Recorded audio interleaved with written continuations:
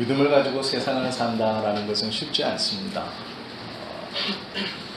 그런데 세상 가운데 믿음을 가지고 살아가는 것이 우리의 모습이죠. 말씀을 좀 함께 나누기 전에 예전에 몇 번 말씀드렸던 예화를 다시 한번 좀 말씀드리려고 합니다.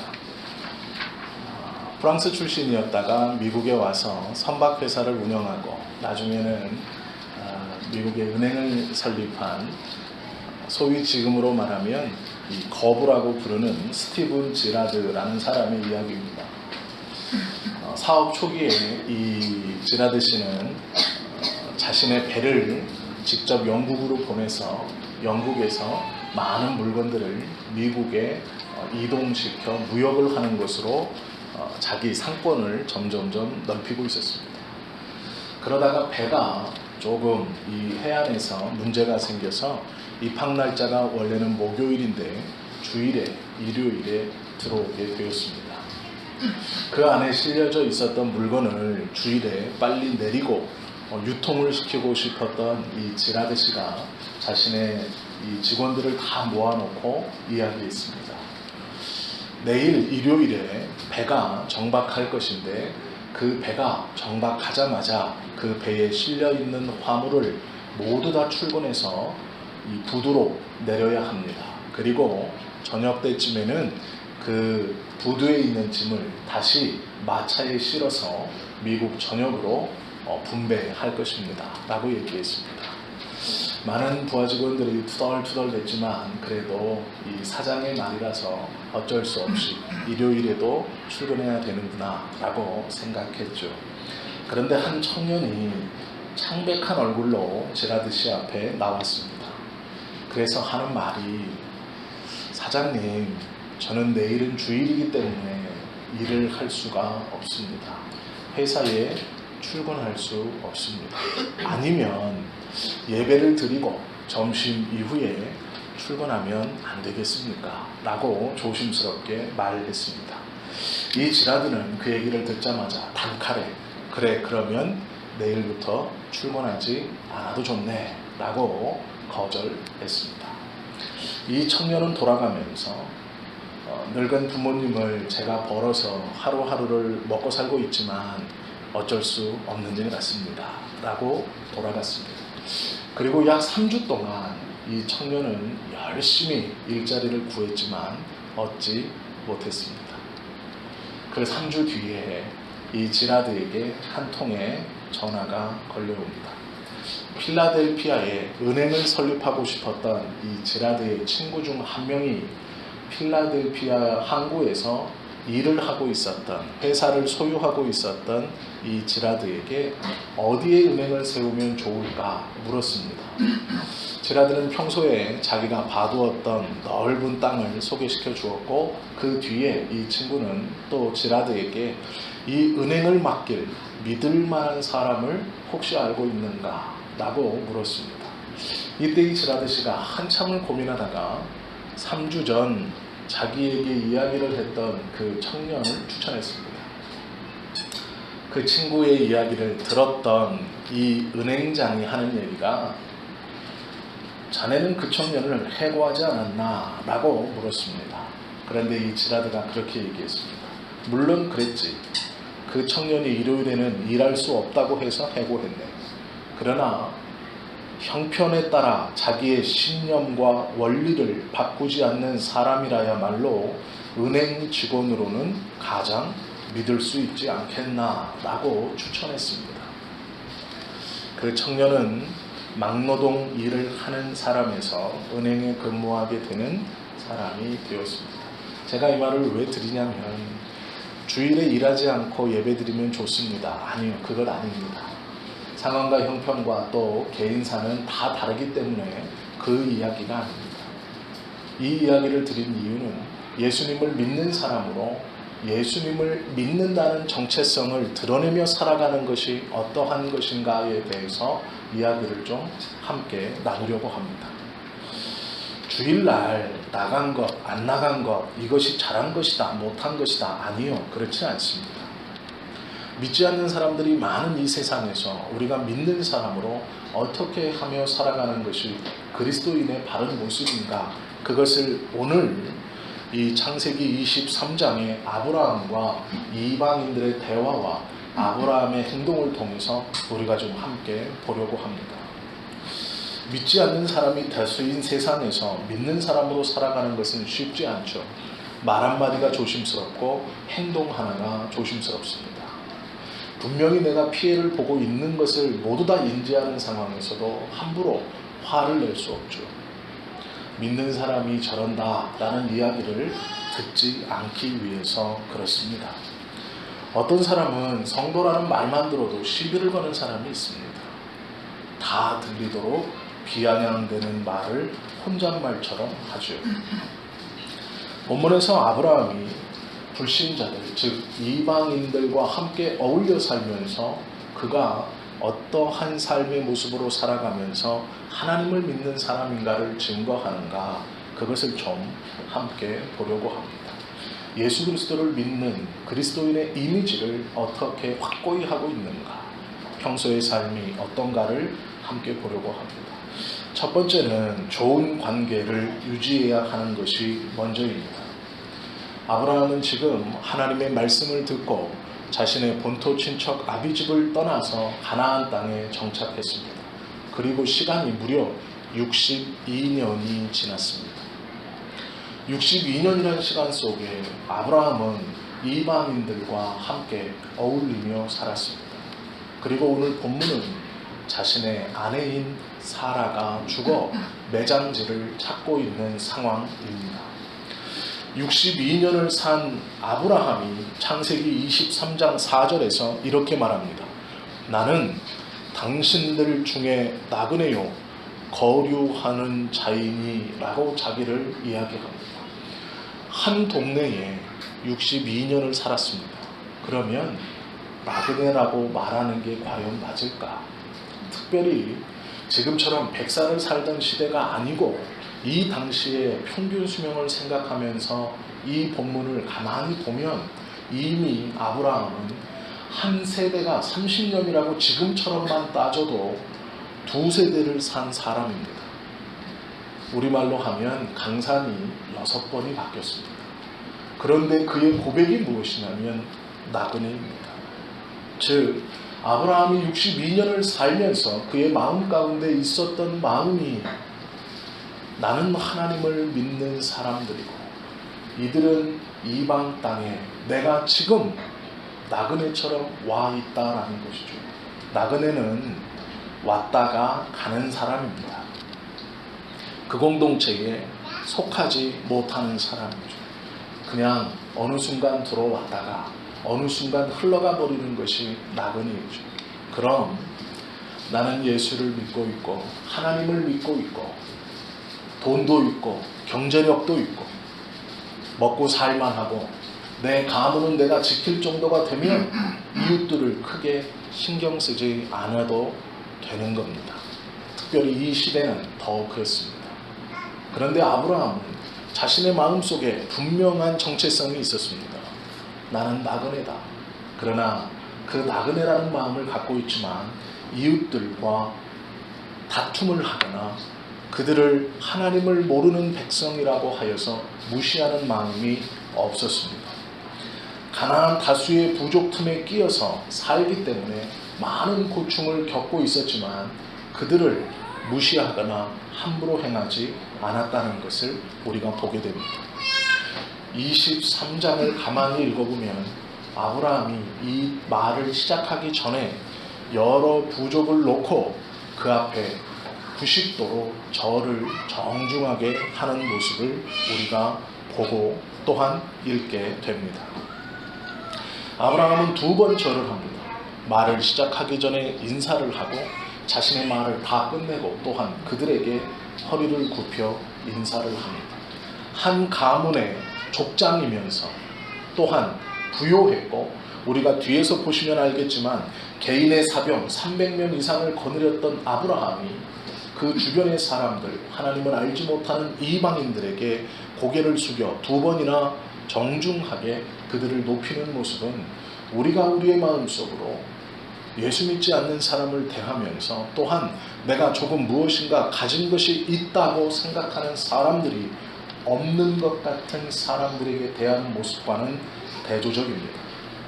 가나안에서 불신자들과 더불어 살면서 매일 양을 치고 또한 때로는 협력을 하고 때로는 도움을 받고 때로는 도움을 주고 살았을 이 아브라함은 그들과 좋은 관계를 유지했습니다.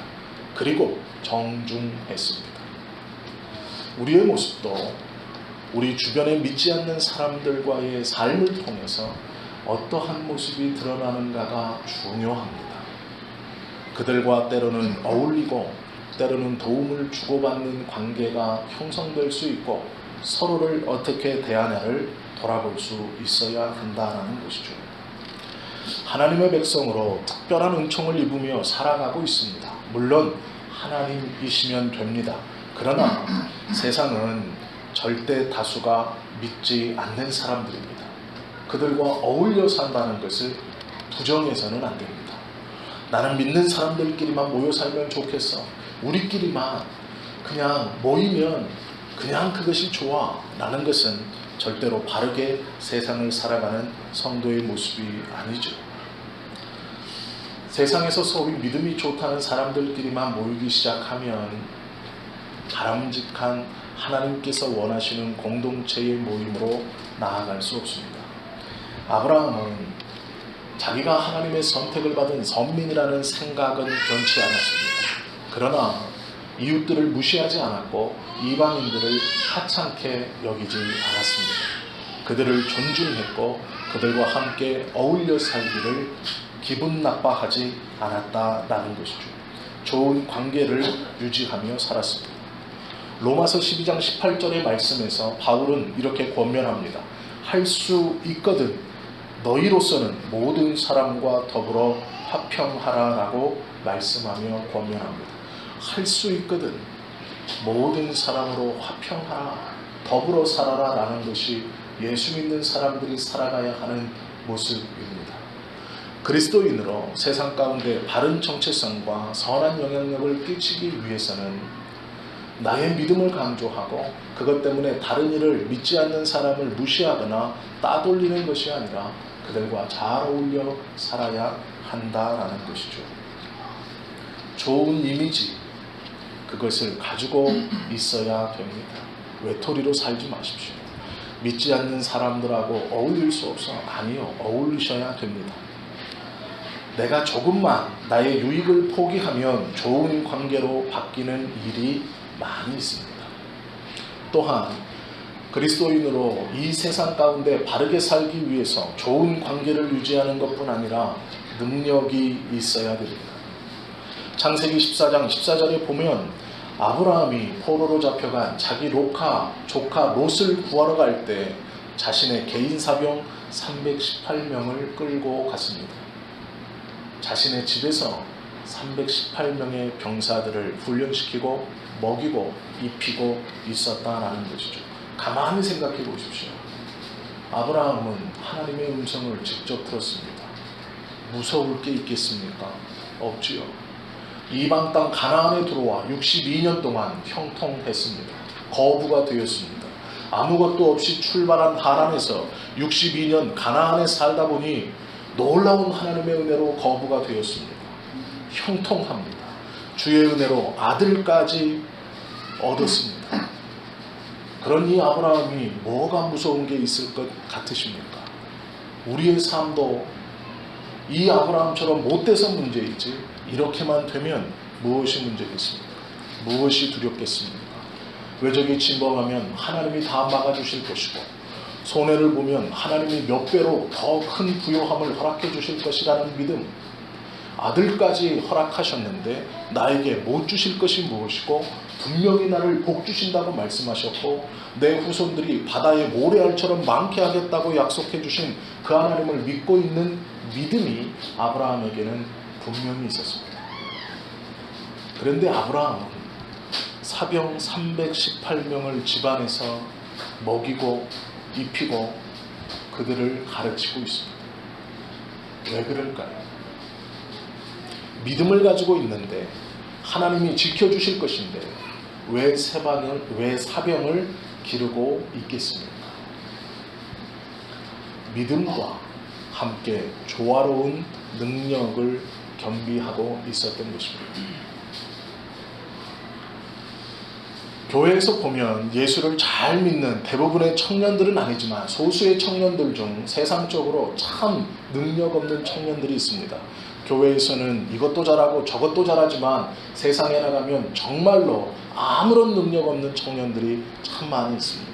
믿음은 너무나 좋은데, 기도는 너무나 잘하는데, 찬양은 너무나 잘하는데, 수련회에 가서 은혜를 너무 많이 받는데 세상에서 원하는 직업적 능력이 아예 없는 친구들이 있습니다. 돈을 벌려고도 하지 않습니다. 무언가 매달리려고도 하지 않습니다. 그저 기도하면서 어느 날 신비한 일로 믿음이 좋은 어떤 회사 사장의 눈에 띄어서 취업하고 자신의 인생이 피기를 원합니다. 그럴 수도 있지만 그렇지 못한 경우가 대부분일 것입니다.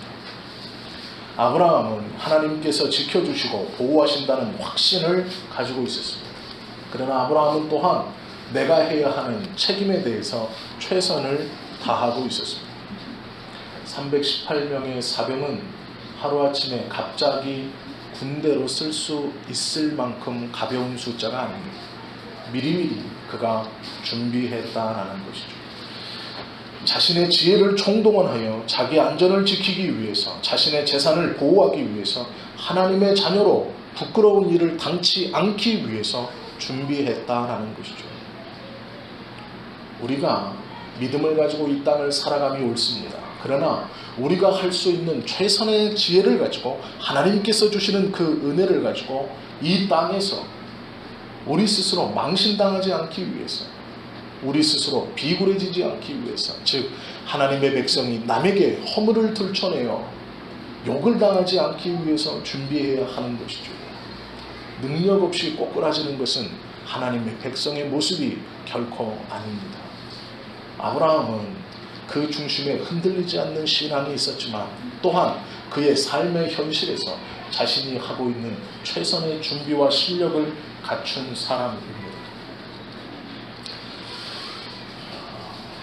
최건능 목사님이라는 최봉석 목사님에 대한 이야기를 한 토막 좀 하고 싶습니다. 원래 이름은 봉석입니다. 그런데 나중에 이 최봉석 목사님이 새끼를 낳다가 죽은 어미소의 머리에 손을 얹고 기도해서 그 어미소가 살아나는 것을 보고 동네 사람들이 최건능이라는 별명으로 불러 더 유명한 분입니다. 아마 들어보셨을 겁니다. 저녁에는 이 최건능 목사님에 대한 좋은 이야기를 오후 예배에는 할 것이니까 오전에는 조금 들어주십시오. 최건능 목사님의 전맨 특허는 예수천당이었습니다. 길거리를 돌아다니면서 예수천당을 힘차게 외쳤습니다. 수업을 듣다가도, 신학교에서 수업을 듣다가도 마음속에 시장에서 예수님을 모르고 그냥 그렇게 살아갈 영혼들이 떠올라 그 불타는 열의로 수업 시간에 수업을 박차고 나가서 길거리에서 예수천당을 외쳤습니다. 공부를 너무 못하셨던 것이죠. 시험을 보면 낙제하기 일쑤였습니다. 같이 공부하던 학생들은 다 졸업을 하는데 자기만 졸업을 못하고 자꾸 유급을 당했습니다. 목회를 하고 싶은데, 예수님을 전하고 싶은데 자기는 시험을 못 보니 계속 전도사로 있는 겁니다. 졸업을 못하게 되니까 점점 더 초조해지고 초조해지니 공부가 더 되지 않았습니다. 마지막 학기말 시험을 남겨놓고 이 최건능 목사님이 금식하며 기도했습니다. 하나님, 꼭 도와주십시오. 이번에 졸업을 해야 목사가 될 수 있습니다. 그리고 학기말 시험을 쳤는데 놀랍게도 믿음과는 반대로 낙제했습니다. 졸업을 못했습니다. 자기 친구들은 다 목사가 됐는데 혼자 또 전도사가 되었습니다. 그때 이 최건능 목사님이 유명한 말을 남겼습니다. 성령도 시험에는 별 수가 없군. 성령도 시험에는 떨어지는구나 라고 생각했습니다. 저녁에는 제가 좋은 얘기를 할 겁니다. 이 목사님에 대한. 제가 이 말씀을 왜 드리냐면 이 최건능 목사님의 이야기를 가만히 읽으면서 이 대목에서 느꼈던 것이 무엇이냐면 다른 목사님들은 믿음이 없었을까요? 아닙니다. 동일하게 믿음이 있었습니다. 그러기에 목회자가 되기 위해 신학교에 왔고 공부했을 것입니다. 그러나 이 최건능 목사님은 공부하는 것은 뒷전이고 하나님 앞에 기도하고 내 안에 믿음이 있으면 시험을 통과해서 신비한 방법으로, 요행한 방법으로 그것을 통과할 수 있을 것이라 믿은 것이죠. 그러나 결과는 그렇지 못했습니다. 믿음으로 죽은 어미손은 일으킬 수 있지만 시험을 낙제하는 것을 되돌릴 수는 없습니다. 나중에 이 최건능 목사님이 신학교를 어떻게 졸업하신지 들어보셨습니까? 그 이야기를 해드리겠습니다. 계속 낙제하니까 공부를 해서는 내가 졸업을 할 수 없겠구나라고 느낀 이 최건능 목사님이 금식하며 기도했습니다. 하나님, 나에게도 지혜를 좀 주십시오. 남들처럼, 다른 목사들과 학우들처럼 공부하면 머리에 좀 들어오는 그런 지혜를 주십시오 라고 간절히 기도했습니다. 그리고 어느 날 지혜가 떠올랐습니다. 교무실에 찾아가 외국인, 미국인 총장이야 모든 교수들이 있는 데서 갑자기 최건능 목사님이 기도하겠습니다 라고 소리쳤습니다.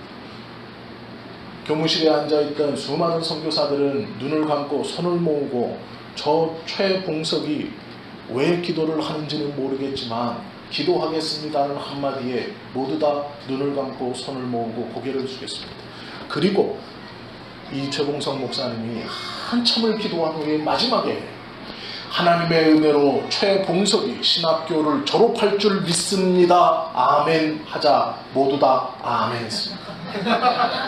그리고 눈을 떠 말하기를 하나님 앞에 모두 다 기도했으니 나는 졸업해야 됩니다 라고 해서 졸업을 했다는 이야기가 있습니다. 이건 뒤의 이야기지만 우리가 지금 볼 것은 앞의 이야기입니다. 성령도 시험에는 별 수가 없네. 성령도 시험에는 맥을 못 추는구나. 성령님이 맥을 못 춘 게 아니라 최봉석 전도사가 맥을 못 춘 것이죠. 공부를 하지 않고 시험에 붙는다는 것은 어불성설입니다. 말도 되지 않죠. 실력 없이 믿음만을 가지고 이 땅에서 하나님의 나라를 증언하고 내가 주님을 믿는 백성으로 망신당하지 않고 당당하게 살겠다. 어불성설입니다. 거창하라는 것이 아니고 자기가 할 수 있는 하나님이 주신 지혜와 은혜 아래서 하나하나 준비해야 한다라는 것이죠. 기도만 하면 된다는 것은 반은 성경적이지만 반은 미신적입니다. 신앙생활만 잘하면 하나님이 다 해주신다. 걱정하지 마. 반은 성경적이고 반은 미신적인 것입니다. 잠언 24장 5절에 보면 지혜 있는 자는 강하고 지식 있는 자는 힘을 더한다라는 말씀이 있습니다. 예수 그리스도를 믿는 사람으로 이 땅에서 살기 위해서 이웃과의 좋은 관계를 맺어야 합니다. 그리고 실력이 있어야 됩니다. 세 번째는 베풀 줄 알아야 합니다. 23장 1절에 보면 아브라함의 아내 사라가 127세로 죽었다라고 이야기합니다. 이삭의 나이가 27살, 어머니가 죽었습니다. 아브라함이 100세에 얻은 아들 이삭의 나이가 37이에요. 10살 차이가 나니까. 어머니가 죽죠. 아브라함이 자신의 부인을 장사할 자리를 찾고 있습니다. 그런데 자기는 이방인이라 내 소유로 된 땅이 없습니다. 그래서 사람을 한 번도 묻은 적이 없는 막벨라에 있는 굴을 가지고 싶었습니다. 그리고 그 막벨라의 땅을 가지고 있는 헷 족속의 가문 중 막벨라 굴을 가지고 있는 오늘 본문에서 등장하는 이름이 뭐죠? 이 사람이? 잠시만요. 7절을 보십시오. 아브라함이 일어나 그 땅 주민 헷 족속을 향하여 몸을 굽히고 그들에게 말하여 이르되 나로 나의 죽은 자를 내 앞에서 내어다가 장사하게 하라. 소알의 아들 에브론입니다. 이 에브론에게 아브라함이 이야기합니다. 막벨라 굴을 나에게 허락하십시오. 그런데 놀랍게도 이 에브론이 하는 말이 아브라함에게 이렇게 말합니다. 아브라함이요, 당신은 참 좋은 사람입니다.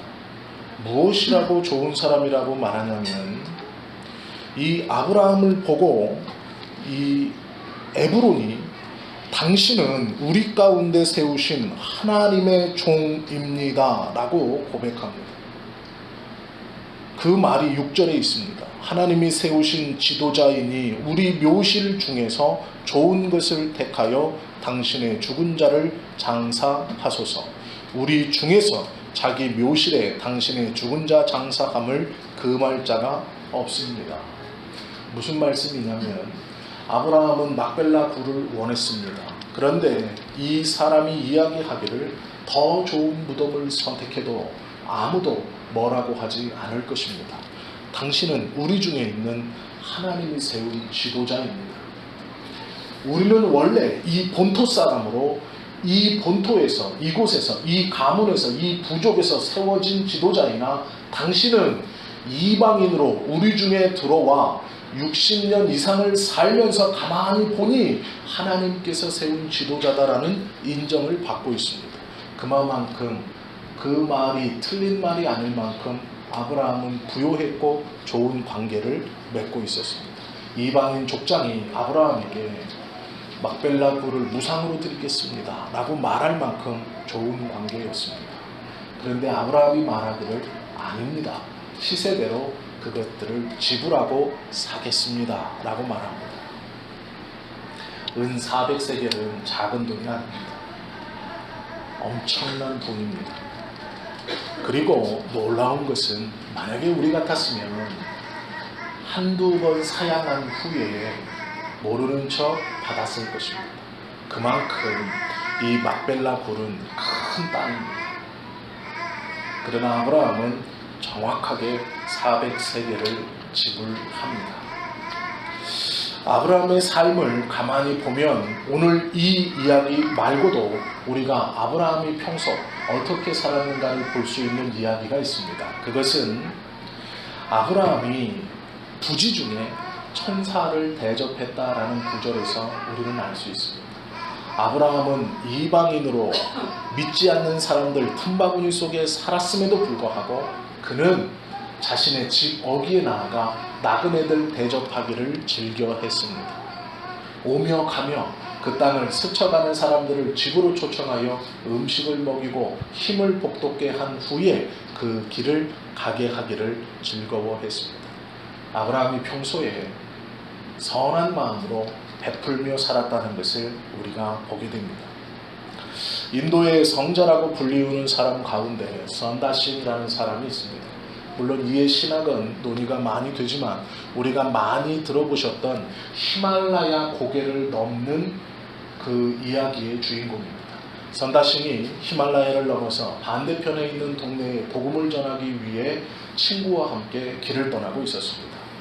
네팔 전도에 나섰을 때 친구 한 사람과 열심히 히말라야를 넘고 있었습니다. 그런데 저 앞에 추위 때문에 또 탈진 때문에 길바닥에 한 사람이 쓰러져 있는 것을 선다신과 친구가 보게 됩니다.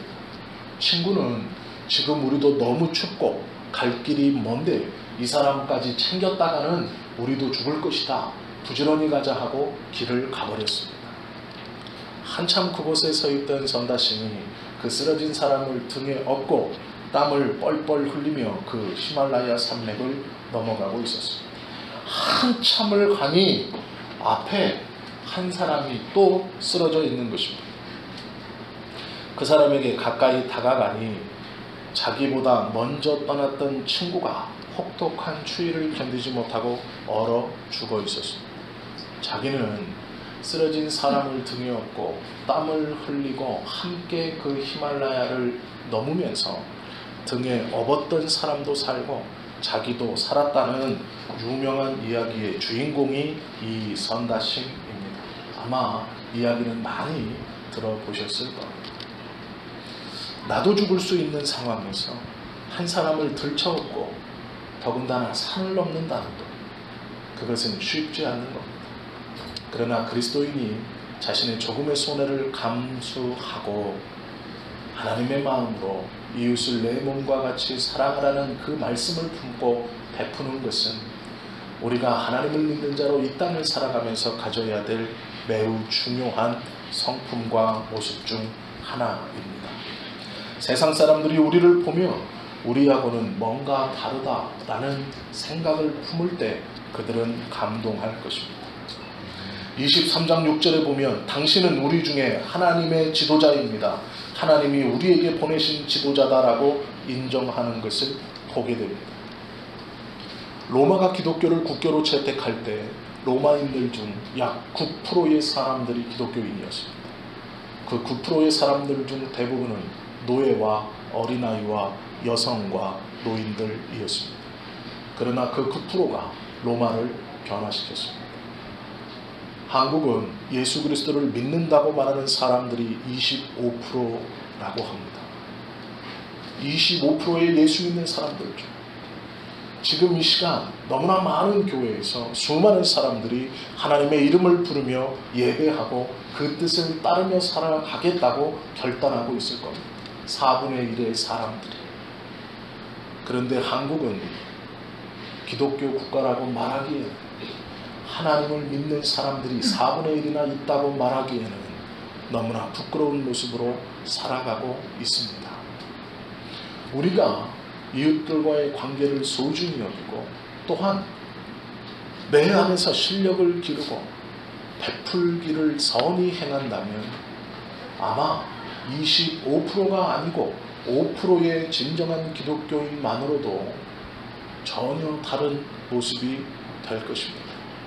우리는 온전한 기독교인의 모습을 확고히 하기 위해서, 그리스도인의 선한 이미지를 분명히 하기 위해서 오늘 말씀을 이 아브라함이 이방인과 나누는 대화를 통해 또한 그의 삶의 믿음의 모범을 통해서 우리 또한 어떻게 살아가야 하는지를 분명히 알고 깨달아야 합니다. 계명에 벗어나지 않는 범위 내에서 이웃들과 좋은 관계를 유지하십시오. 하나님의 뜻에 위배되지 않는 한에서 같이 나쁜 짓을 하라고 말씀드리는 것이 절대로 아닙니다. 하나님의 은혜에 벗어나지 않는 한 이웃들과 좋은 관계를 유지하십시오. 또한 그들과 비교하여 뒤처지지 않는 실력을 갖추기 위해 최선을 다하십시오. 그리고 베푸는 삶을 선히 살아가십시오.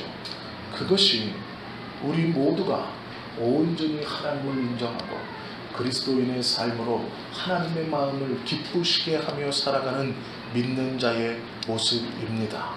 바라고 원하기는 우리 성지교회의 모든 교우가 저를 포함해서 그 삶을 살아 하나님을 기쁘시게 하는 그러한 귀하고 복된 성도의 삶을 온전히 살아가시는 저와 여러분 주시기를 예수님의 이름으로 축원합니다. 기도하시겠습니다.